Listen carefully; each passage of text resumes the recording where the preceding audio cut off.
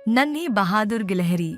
गहरे और हरे भरे फुसफुसाते जंगल में एक छोटी सी गिलहरी निब्बल्स अपने पुराने ओक के पेड़ पर बने घोंसले में अपनी माँ के साथ रहती थी। निब्बल्स बाकी गिलहरियों से छोटी थी और उसे हमेशा लगता था कि वह अपने दोस्तों की तरह बड़े बड़े कारनामे नहीं कर सकती, जैसे ऊंची डालियों पर छलांग लगाना, सबसे बड़े अखरोट इकट्ठा करना या पेड़ों पर तेजी से दौड़ना। जब भी उसके दोस्त पेड़ों पर मस्ती करते और उछल कूद करते, वह उन्हें दूर से देखती और सोचती, काश मैं भी उनकी तरह बहादुर और तेज होती। उसकी माँ उसे हमेशा समझाती, हर किसी में कोई न कोई खासियत होती है, तुम्हें बस यह जानने की जरूरत है कि तुम्हारी ताकत क्या है। लेकिन निब्बल्स को लगता था कि वह किसी काम की नहीं। उसके दोस्त बड़ी बड़ी छलांग लगाते, तेजी से दौड़ते और ऊंचे पेड़ों से अखरोट तोड़ कर लाते। जब भी वह कोशिश करती, वह फिसल जाती या गिरने से बचने के लिए एक टहनी को कसकर पकड़ लेती। इससे उसके दोस्त हंसते और कहते, अरे निब्बल्स, तुम बहुत छोटी हो, यह सब तुम्हारे बस का नहीं है। इससे उसका दिल दुखता, लेकिन वह हमेशा अपने मन में सोचती, किसी दिन मैं भी कुछ बड़ा और खास करूंगी। एक ठंडी पतझड़ की सुबह जंगल के सभी जानवर सर्दियों के लिए खाना इकट्ठा करने में व्यस्त थे। गिलहरियां अखरोट और सूखे फल जमा कर रही थीं। खरगोश अपने बिलों में गाजर और पत्तियां भर रहे थे और चिड़ियां पेड़ों पर मीठे बेर चुन रही थीं।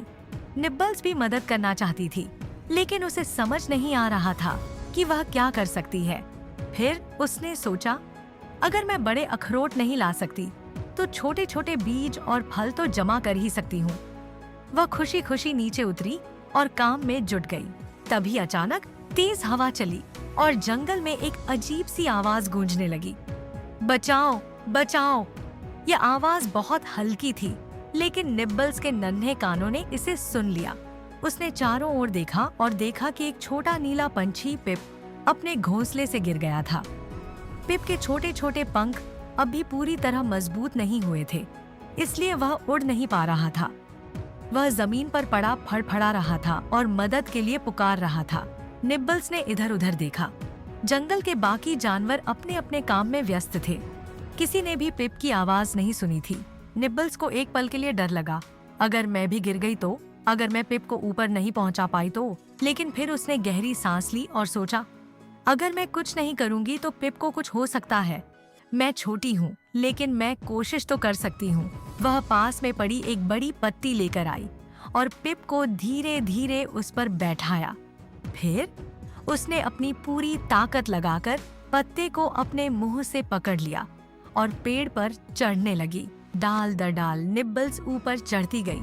कुछ टहनियां फिसलन भरी थीं और कई बार उसे लगा कि वह गिर जाएगी, लेकिन हर बार उसने अपनी हिम्मत जुटाई और चढ़ती रही। जैसे ही निब्बल्स पिप के घोंसले तक पहुंची, उसने पत्ते को धीरे से घोंसले के किनारे रखा और पिप को अंदर धकेल दिया। जैसे ही पिप अपने घोंसले में सुरक्षित पहुंचा, उसने खुशी से चहकते हुए कहा, धन्यवाद निब्बल्स, तुमने मेरी जान बचा ली। नीचे बाकी गिलहरियां और जंगल के दूसरे जानवर निब्बल्स को ऊपर चढ़ते देख रहे थे। जैसे ही उसने पिप को घोंसले में सुरक्षित रखा, वे सभी तालियां बजाने लगे, जो कि गिलहरियों के लिए तेज दुम हिलाना था।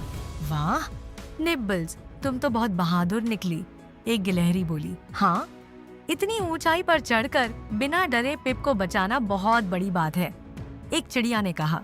तुम जितना सोचती हो उससे कहीं ज्यादा मजबूत हो, एक बड़े खरगोश ने मुस्कुराते हुए कहा। निब्बल्स को यकीन नहीं हो रहा था। वह छोटी थी, लेकिन उसने कुछ बहुत बड़ा कर दिया था। उस दिन के बाद निब्बल्स ने कभी खुद पर शक नहीं किया। उसे समझ में आ गया था कि बड़ा होना जरूरी नहीं, बहादुर होना जरूरी है। अब जब भी जंगल में किसी को मदद की जरूरत होती, निब्बल्स हमेशा आगे रहती। वह जानती थी कि उसकी तेज सुनने की शक्ति और उसकी फुर्ती किसी भी मुसीबत में काम आ सकती है। फिर एक दिन जब तेज बारिश आई, तो निब्बल्स ने देखा कि कई छोटे कीड़े और छोटे पक्षी पानी में भीग रहे थे और ठंड से कांप रहे थे। उसने बिना सोचे समझे बड़ी बड़ी पत्तियां इकट्ठा की और उन्हें उन छोटे जीवों के लिए छत बना दिया। इस बार पूरे जंगल ने उसकी बहादुरी देखी और उसे छोटी बहादुर गिलहरी का नाम दिया। निब्बल्स अब समझ चुकी थी कि हिम्मत और अच्छाई से बड़ा कुछ भी नहीं। यह कहानी हमें सिखाती है कि बड़े काम करने के लिए बड़ा होना जरूरी नहीं होता, बस हमें खुद पर भरोसा रखना चाहिए और बहादुरी से आगे बढ़ना चाहिए।